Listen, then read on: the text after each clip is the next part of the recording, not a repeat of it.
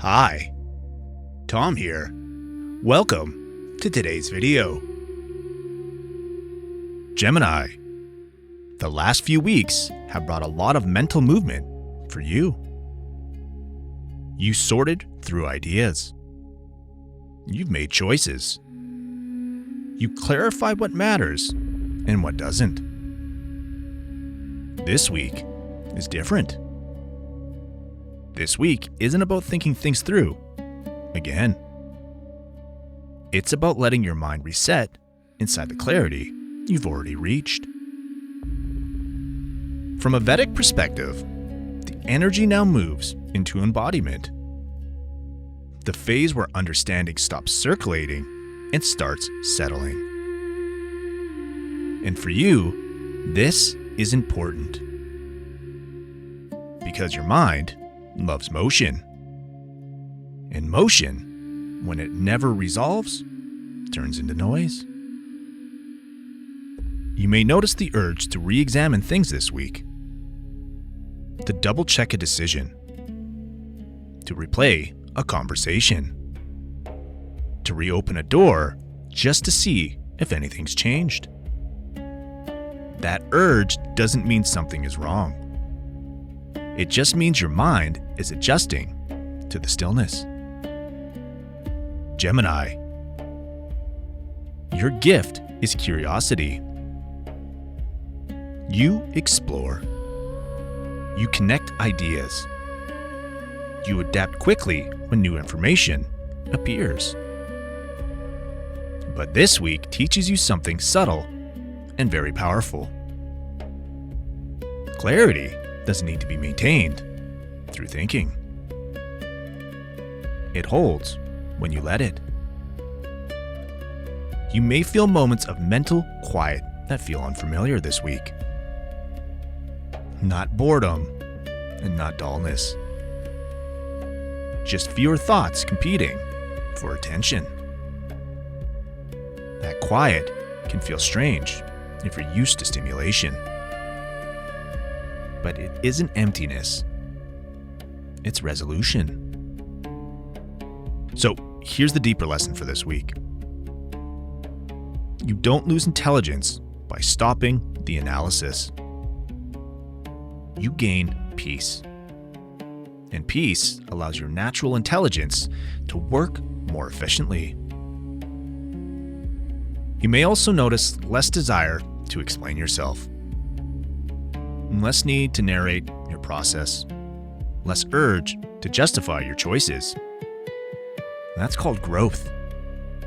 When clarity is embodied, explanation becomes optional. There may be conversations this week where you say less, but feel more certain. That doesn't mean you're disengaged. It means you're no longer processing it out loud. This week supports mental simplicity. One thought at a time. One conversation fully present. One task without multitasking. Not as discipline, but as relief. Your nervous system benefits when your attention isn't divided. You might also realize that some questions no longer need answers. Not because they're unimportant, but because you've already moved beyond them. Let that be enough. This isn't a week to seek new information. It's a week to trust that you already know. Trust that you don't need to circle back to stay sharp.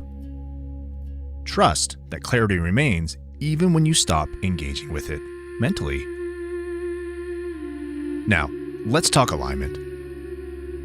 One intentional practice for you this week.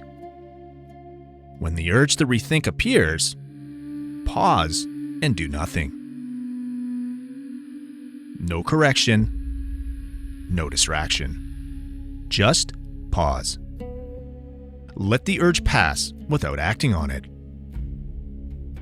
You'll notice it fades faster than expected. That integration happens in real time. As you allow this settling, notice how your mind feels. Less busy, more focused, and more present. That's your intelligence becoming embodied, not scattered. Gemini. This week isn't about learning something new. It's about living comfortably inside what you already understand. You don't need to keep your mind moving to stay engaged with life. Sometimes the most intelligent thing you can do is let clarity be quiet. Let it settle. And you need to trust that.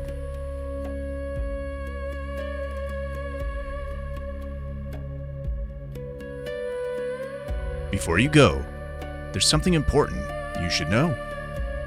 These horoscopes are based on Vedic astrology, also known as sidereal astrology. That means we're using the actual positions of the stars in the sky, not the tropical system used in most Western astrology. Because of that, your sun signs here may be different than what you're used to. And that's okay. In Vedic astrology, we don't start with the sun sign. We start with the moon sign, because the moon represents your mind, emotions, and how life is experienced day to day. First, always watch this for your Vedic moon sign. That's where this horoscope will feel the most accurate and personal. Next, I recommend watching for your rising sign, also called your ascendant or lagna. Your rising sign shows how these energies show up in your physical life, your body, your environment, and the situations unfolding around you. Then, you can also watch for your sun sign, which adds insight into your identity, confidence, and sense of purpose during this time. And if love, relationships, creativity, or money are major themes for you right now, I also recommend checking your Venus sign, called Shukra in Vedic astrology, for an extra layer of clarity. For weeks where things feel intense, faded, or life-shifting, it can also be helpful to look at your lunar nodes, Rahu and Ketu. These show where growth is pulling you forward and where old patterns are asking to be released. To find your correct placements, make sure you're using a Vedic or sidereal natal chart, not a tropical one. Once you know your moon, rising, sun, and Venus signs, and optionally Rahu and Ketu, you'll get a much deeper and more complete understanding of what's unfolding. If this message resonated with you, please like the video. It truly helps support this channel and allows these messages to reach the people who actually need them.